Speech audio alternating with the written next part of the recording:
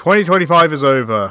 Man, what a year. Although I didn't reach my goal of making one video a month last year, I'm actually happy I didn't. I've realised putting a lot of pressure on myself is preventing me from making stuff, so this year I'm actually just going to do videos whenever I feel like I want to do them. So 2026 is going to be a year of putting no pressure on myself. I'm just going to make what I want, when I want, and when it's ready, that's when it will be uploaded. Like this video for example, which I wanted to get out as my last video of 2025, but I decided, you know what, it can wait. Now we should start with the top 10, but first I want to explain how I'm going to do things. Like my list from last year, we're going to be covering figures that I got this year, not specifically figures that came out. But unlike last year, I'm going to get rid of that rule where I said only one toy per character can get in the list. Now that's out of the way, I want to do a couple of honourable mentions first. Honourable mention, Legacy Slipstream. So yeah, I wanted to make an amendment to last year's list. I technically got Legacy Slipstream and also Legacy Buzzsaw on the 31st of December, making them 2025 purchases rather than 26. But because I aimed to get that video done for December 31st last year, it ended up meaning I couldn't include either of those two. But with Slipstream in particular, I feel like she actually would have made the top 10. Possibly being number 10, which would have kicked out Antagony, so I thought I'd give her a little honourable mention here. I also want to give an honourable mention to Custom G1 Gnarly.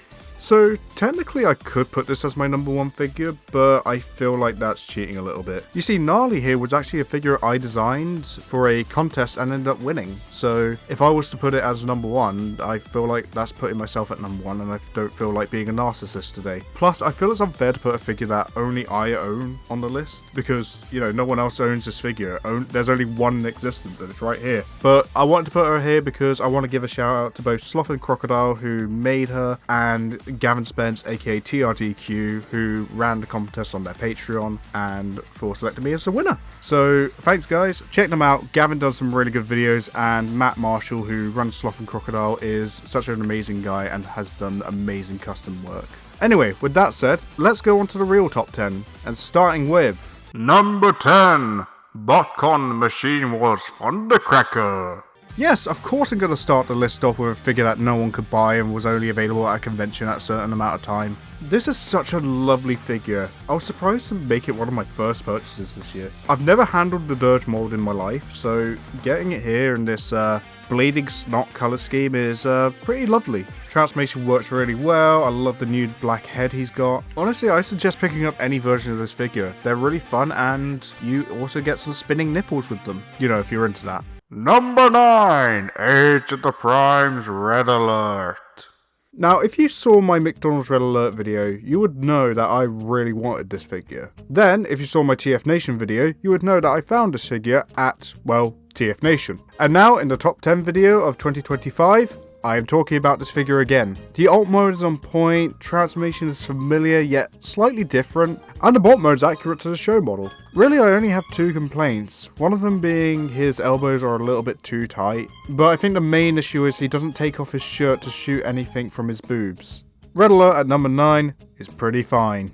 Number 8, Universe, Tankor, and Obsidian. Now this was an interesting set to find. When I found him at Toy Foo at TFM Manchester, Nick had told me this was the only time he had ever seen the set, which I'm guessing means it might be a bit rare. Obsidian has this nice blue and grey colour scheme. I love the little translucent red, it just pops rightly. In robot mode you got different options, you can have split legs or you can have mono legs like the show, and his head can be held high or turned into Quasimodo. But from the set I think Tankor is the best part. Tank mode is very unique to the franchise, it's very alien, transformation's brilliant, and the robot mode's to die for. He doesn't really look like anything else I can think of in Transformers. He's got gimmicks galore, and these two make a nice dynamic set together. Oh, and Tankor comes with a fez. Number 7, Botcon G2 Cindersaur. Cindersaur here is just so wild. I can't take my eyes off him. The main reason I added him to the list was just because of his look. Like, seriously, you look at this and you think, yeah, that colour scheme works. Transformation's interesting, and that Dino mode is just ferocious. This alt mode is probably the scariest thing I've seen all year. But why is it scary, you may ask? Well, have you seen where the cyber key goes? Number 6, reactivate Bumblebee and Starscream.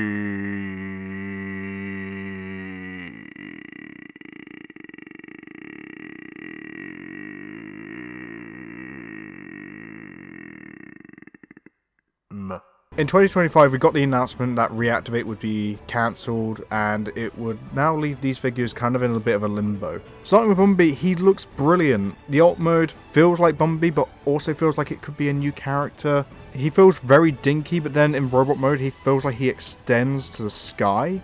And I love how the weapons can be either put in the hands, put on the shoulders, or stored under his arms. Brilliant. But then Starscream comes in and he embodies the whole idea of the Transformers being rebuilt from spare parts. It can be seen with the Decepticon symbols being at slightly different angles on the wings, and all like the different paneling detail on the jet mode and also in the robot mode. I think these two pair together really well, and I love that Starscream has blue eyes to make him feel more heroic. I still want to try and track down the Optimus and the Soundwave, so join me in 2077 when they make that top 10 list. Number 5, Godzilla crossover Megatron? Yep, here we go. Something a bit more controversial. Yes, I like this figure and I like the Optimus. The Dino mode's great and I feel it fits Godzilla's posture very well. And even in robot mode, it doesn't feel like this is essentially Grimlock. What's fun is only the head was remolded, everything else is still the same. Which means behind that Godzilla logo, there is still a Autobot symbol. If I'm right, this is probably the first Megatron to come with a molded in Autobot symbol. To me, that kind of reflects how Godzilla can be seen as a villain, but can also be a hero sometimes. In all honesty, this is probably the most fitting crossover figure we've ever had. Number 4, G1 Crankcase. Okay, let's be honest, I did do a review of this figure early in the year, so there's not really too much for me to say about it. It's simple, it's cute, and it's just a fun little bastard. If you want to know more about my opinions on this figure, I would actually suggest going and watching my episode on this figure. I actually felt like that was a really good video this year, and probably the best one I've done. And if you're on your way to go see that video, why not give me a bit of a subscribe, like the video as well, ring the bell if you want to get notifications. Sorry, it's just something you gotta do sometimes. Before you go do that, let's finish this list, and you know what, for old time's sake, let's hear that noise again. Oh yeah, that's good. Number 3, Studio Series 86 Megatron? Yep, Studio Series Megatron is only 38. Wait. He's 38 years old. That's not to say he's not a great figure, I mean, far from it. He made it to number 3. This figure's awesome and one of the best molds released this year. Transformation is insanely clever, I love what they do with the legs. And the robot mode is almost entirely animation accurate. I know there are little things that aren't entirely accurate, but let's be honest, the show was never accurate all the time. But the robot mode is so animation accurate that I can't tell if he's going to turn into a tank, a jet, or the weapon that Luigi used when Bowser denied the Mushroom Kingdom any healthcare. Number 2, G1 Vortex. Oh look! We gone from a grey Decepticon to a grey Decepticon to another grey Decepticon. Yes, I'm putting G1 Vortex this high, it's my list, so shut up. Vortex is my favourite Combaticon, and of course I got him by himself without the rest of the team. He is my little guy and I will take care of him. He actually ended up being my best purchase I got at TF Nation, but he's not the best figure I got that week. Because, well, if you saw my TFM video, you know that after TFM we went to London, and my favourite purchase of the year came from there. And that's where number 1, Studio Series 86 Galvatron comes in.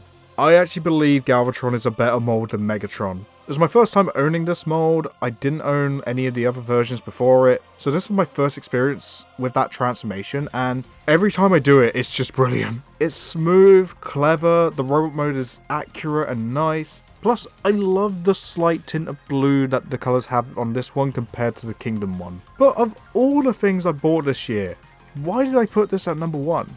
Well, one of the important things about collecting is it's not always about what the figure itself means, but maybe the stuff around that figure. Let me explain. This figure holds for me not just the memories of TF Nation, but that time in London I spent with my friends. Going around the store, just having a little bit of a laugh at like the ridiculousness of the stuff on the telly, getting to see Robertson Megatron in action, getting haunted by the ghost of Sir Joseph Transformers. We also dropped Optimus down the stairs, we went to the Sea Life Centre. It's honestly been one of the best weeks I've ever had in my life, and I'm so thankful for the people I got to spend that with. Whenever I look at Kingdom Galvatron, I'm always going to remember that week, and that's one of my favourite parts about him. So that's why I had to put him at number 1. And that's the list. Do you agree with my list? Of course you don't.